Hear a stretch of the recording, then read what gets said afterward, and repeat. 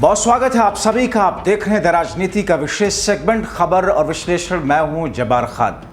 दोस्तों, 31 मई को दिल्ली में एक कार्यक्रम का आयोजन होने जा रहा है। बीजेपी के एक पूर्व नेता इंडिया गठबंधन के 3 पार्टियों के 3 कद्दावर नेताओं के साथ एक मंच पर देखेंगे। अब इसकी वजह से दिल्ली में हलचल तो है, सबसे ज्यादा हलचल महाराष्ट्र में, क्योंकि बीजेपी के उस एक्स नेता को अगर इंडिया गठबंधन के 3 कद्दावर नेताओं की ओर से प्लेटफॉर्म दे दिया गया तो महाराष्ट्र में आने वाले दिनों में बीजेपी को करीब 30 से 40 विधानसभा सीटों पर झटका लग सकता है। इसके साथ ही यूपी में भी इंडिया गठबंधन को फायदा मिलेगा। दोस्तों, बीजेपी से कभी विधायक रहे इस नेता के साथ बीजेपी के चाणक्य अमित शाह ने गजब की धोखेबाजी की। एक पूर्व मुख्यमंत्री जिसने महाराष्ट्र में बीजेपी की राजनीति को धार दी, बीजेपी की सियासत को स्थापित करने में अहम भूमिका निभाई थी। अब जबकि वो उन्हीं की बेटी के विश्वास के साथ महाराष्ट्र के मुख्यमंत्री देवेंद्र फडणवीस ने छल किया। फडणवीस के कहने पर ही पूर्व मुख्यमंत्री के बेहद करीबी नेताओं को इस बार विधानसभा चुनाव में टिकट नहीं दिया। हालांकि राहुल गांधी, खासकर शरद पवार ने उन पर विश्वास किया, उनके लिए वो सीट भी छोड़ी, लेकिन हार गए। दोस्तों, इस नेता को अगर इंडिया गठबंधन के 3 पार्टियां कांग्रेस, एनसीपी शरद पवार और समाजवादी पार्टी के 3 कद्दावर नेता राहुल गांधी, अखिलेश यादव, शरद पवार की ओर से खुले तौर पर सपोर्ट किया गया तो मैसेज न सिर्फ महाराष्ट्र बल्कि यूपी समेत देश भर में मौजूद जिस समाज से ये नेता आए हैं और आते हैं उस समाज के लोगों के बीच जाएगा।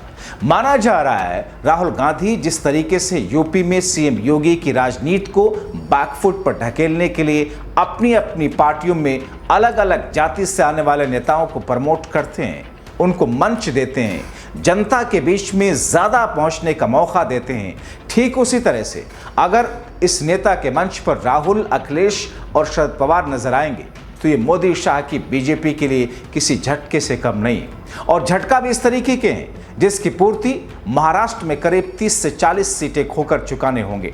दोस्तों, खबर यह है कि कांग्रेस नेता और लोकसभा में नेता प्रतिपक्ष राहुल गांधी, एनसीपी के प्रमुख शरद पवार और समाजवादी पार्टी प्रमुख अखिलेश यादव 31 मई को बीजेपी के पूर्व सहयोगी राष्ट्रीय समाज पक्ष के संस्थापक महादेव जानकर की ओर से आयोजित कार्यक्रम में मंच साझा कर सकते हैं।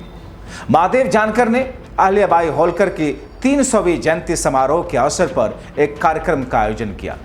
इस कार्यक्रम में इंडिया गठबंधन के ये 3 वरिष्ठ नेता शरद पवार, राहुल गांधी, अखिलेश यादव हिस्सा लेंगे। आपको बताएं कि 2016 और 19 में बीजेपी के नेतृत्व वाली महाराष्ट्र सरकार में मंत्री रहे महादेव जानकर को 2024 के विधानसभा चुनाव में बीजेपी ने नजरअंदाज कर दिया, जिसके बाद उन्होंने अलग रास्ता चुना। उन्होंने होलकर वंश की रानी अहिल्याबाई की 300वीं जयंती के अवसर पर भव्य समारोह का आयोजन किया है, जिसकी जड़ें धनगर समुदाय में है। कांग्रेस, सपा और एनसीपी शरद पवार के अंदर खाने से जो खबरें निकल करके सामने आई उसके मुताबिक राहुल गांधी, शरद पवार और अखिलेश यादव ने राष्ट्रीय राजधानी दिल्ली में होलकर रानी की जयंती मनाने के लिए आयोजित कार्यक्रम को संबोधित करने के लिए उनके निमंत्रण को स्वीकार कर लिया। महादेव जानकर ने कहा कि उन्होंने आरजेडी नेता तेजस्वी यादव, तमिलनाडु के मुख्यमंत्री एम.के. स्टालिन को भी निमंत्रण दिया, लेकिन उन्होंने अभी तक कार्यक्रम में अपनी उपस्थिति की पुष्टि नहीं की। आपको बताएं कि महाराष्ट्र के सोलापुर, सांगली, बारामती, परभणी, सतारा इन लोकसभा सीटों पर धनगर समुदाय की अच्छी खासी मौजूदगी है और यह 30 से 40 विधानसभा सीटों के नतीजों को प्रभावित करता है। दोस्तों, जानकर ने साल 2014 के लोकसभा चुनाव में बारामती से एनसीपी नेता सुप्रिया सुले के खिलाफ एनडीए उम्मीदवार के रूप में चुनाव लड़ा और लगभग 70,000 मतों के अंतर से हारे। महादेव जानकर को दिवंगत गोपीनाथ मुंडे और बाद में उनकी बेटी पंकजा मुंडे का करीबी माना जाता है। हालांकि बीजेपी के साथ उनके संबंध खराब हो गए क्योंकि पार्टी ने धनगर नेता गोपीनाथ पडलकर को बढ़ावा दिया, जो 2024 के विधानसभा चुनाव में विधायक चुने गए। धनगर समाज से आने वाले महादेव जानकर ने 26 मई को दिल्ली में कांग्रेस नेता और लोकसभा में विपक्ष के नेता राहुल गांधी से मुलाकात की थी। मकसद यही था 31 मई को तालकटोरा स्टेडियम में होने वाले राजमाता अहिल्या देवी होलकर की 300वीं जयंती पर आयोजित कार्यक्रम चीफ गेस्ट बने। इसी बीच राहुल से उन्होंने मुलाकात भी की। राहुल गांधी ने जानकर के निमंत्रण को स्वीकार भी कर लिया। जानकर का सीधा कहना है कि अब एनडीए का हिस्सा नहीं है। बीजेपी ने पहले उनका भरपूर इस्तेमाल किया और फिर जब जी भर गया तो इग्नोर कर दिया।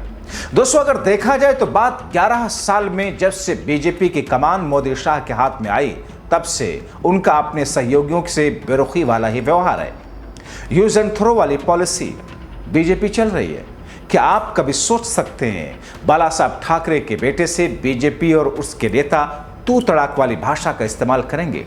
क्या आप कभी सोच सकते हैं जिस बीजेपी की सियासी जमीन को ठिकाना बाला साहब ठाकरे ने दिया, जब सभी पार्टियां बीजेपी को अछूत मानकर उनसे दूरी बनाती थीं, वैसी घड़ी में उद्धव के पिता बाला साहब ठाकरे ने ही तो कहा था, हम आपके साथ हैं। अटल और आडवाणी के काल में बीजेपी ये एहसान ठाकरे परिवार का मानती थी, लेकिन जब से बीजेपी में मोदी शाह का युग आया तब से इस परिवार के पीछे बीजेपी पड़ गई। हद देखिए, बीजेपी की वजह से शिवसेना में दोफाड़ हुआ। एकनाथ शिंदे, जो अब भी उद्धव ठाकरे के पिता बाल ठाकरे के नाम पर महाराष्ट्र की जनता के बीच जाकर वोट मांगते हैं, उसी शिंदे ने उन्हीं बाल ठाकरे के बेटे से गद्दारी कर दी। अब तो सारे एहसान को भूलकर एकनाथ शिंदे उद्धव से तू तड़ाक वाली भाषा में बात करते हैं। आप सोचिए, जब बाल ठाकरे हुआ करते होंगे, जब वो अपने नेताओं की मीटिंग लिया करते होंगे, तो उस वक्त जब उद्धव होंगे, क्या एकनाथ शिंदे ऐसे ही ठाकरे परिवार को आंखें दिखाते होंगे? बिल्कुल भी नहीं, दावे के साथ कहता हूं। लेकिन वक्त बदला तो गिरगिट की तरह एकनाथ शिंदे ने भी अपने रंग बदल दिए। अब इसे क्या कहेंगे? या यही ना, बीजेपी किसी की सगी नहीं। छोड़िए उद्धव ठाकरे की बात। महाराष्ट्र की राजनीति पर आपकी रुचि होगी तो गोपीनाथ मुंडे का नाम जानते होंगे। गोपीनाथ मुंडे महाराष्ट्र के पूर्व मुख्यमंत्री रह चुके हैं। बीजेपी के कद्दावर नेताओं में इनकी गिनती होती थी। इनके सामने महाराष्ट्र के मुख्यमंत्री देवेंद्र फडणवीस की राजनीति की हैसियत क्या होगी? कुछ नहीं। आज वही फडणवीस गोपीनाथ मुंडे की बेटी पंकजा मुंडे के पीछे पड़े हैं। किसी तरह से चाहते हैं पंकजा की राजनीति को पूरी तरीके से तहस नहस कर दिया जाए, हाशिए पर डाल दिया जाए। तभी उनके सबसे करीबी नेता जानकर को 2024 में महाराष्ट्र विधानसभा में टिकट तक नहीं दिया, साइडलाइन कर दिया गया। दोस्तों, मोदी शाह के एरा में बीजेपी की यही राजनीति है। जिसने भी बीजेपी को आगे बढ़ने में मदद की, बीजेपी उसकी जड़ को पूरी तरीके से उखाड़ देती है। पंजाब में बीजेपी शिरोमणि अकाली दल के साथ ऐसा किया। उड़ीसा बीजेडी को कैसे बर्बाद किया, किसी से छिपा नहीं। हरियाणा में दुष्यंत चौटाला के साथ क्या किया, सबके सामने है। बिहार में नीतीश कुमार की राजनीति को गिराने के लिए बीजेपी क्या कर चुकी है और क्या करने जा रही है, किसी से छिपा नहीं। आप क्या सोचते हैं? अपनी राय कमेंट बॉक्स में जरूर लिखें। बहुत शुक्रिया।